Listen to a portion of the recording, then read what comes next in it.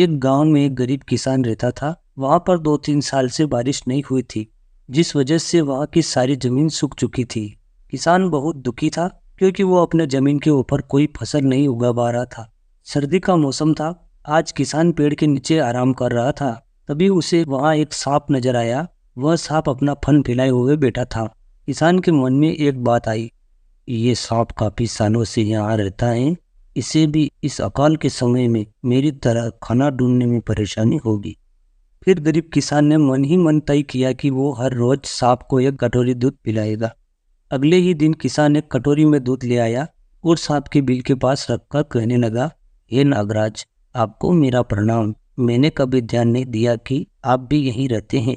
सूखे की वजह से मैं तो परेशान हूँ और मुझे लगता है कि आपको भी परेशानी हो रही होगी, इसलिए मैं रोज आपको एक कटोरी दूध पिलाया करूंगा।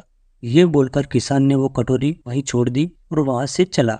अगले दिन सुबह जब वो कटोरी लेने वापस आया तो उसने देखा कि कटोरी में कुछ चमक रहा है। किसान ने कटोरी को उठाकर देखा तो उसके अंदर एक सोने का सिक्का था। फिर किसान हर रोज सांप को एक कटोरी दूध पिलाता और अगले दिन सुबह हर रोज उसे एक सोने का सिक्का मिलता। एक दिन किसान को किसी काम से शहर जाना था और उसने अपने बेटे को ये जिम्मेदारी सौंपी।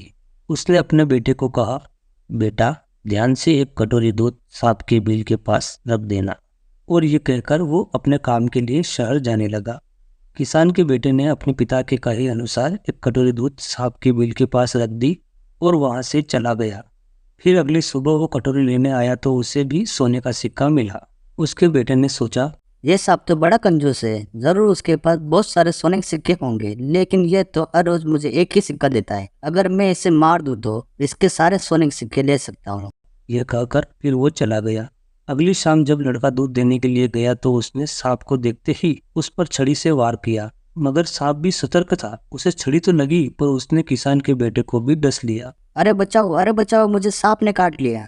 कहता रहा, लेकिन सांप का विष भी बहुत ही जहरीला था। देखते ही देखते किसान के बेटे की मौत हो गई और जख्मी सांप अपने बिल में वापस चला गया। जब किसान वापस लौट कर आया तो उसे अपने बेटे की मृत्यु के बारे में पता चला और कहने लगा, मुझे नहीं पता था कि जिस सांप को मैं भूखा समझकर दूध पिला रहा था, एक दिन वो मुझे ही नुकसान पहुंचाएगा।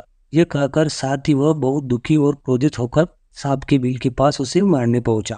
तभी उसने सांप को देखा कि सांप को भी काफी चोट आई है। उसे देखते ही वह समझ गया कि उसके बेटे ने सांप पर हमला किया होगा। वो समझ गया कि परिस्थिति कुछ ऐसी हो गई होगी कि सांप ने उसके बेटे को डसा होगा।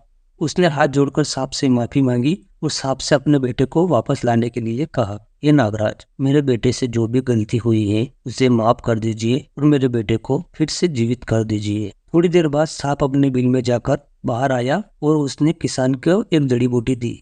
गरीब किसान जड़ी बूटी लेकर अपने मरे हुए बेटे के पास गया। उसने उसके नाक के पास वो जड़ी बूटी रखी। थोड़ी देर बाद उसका बेटा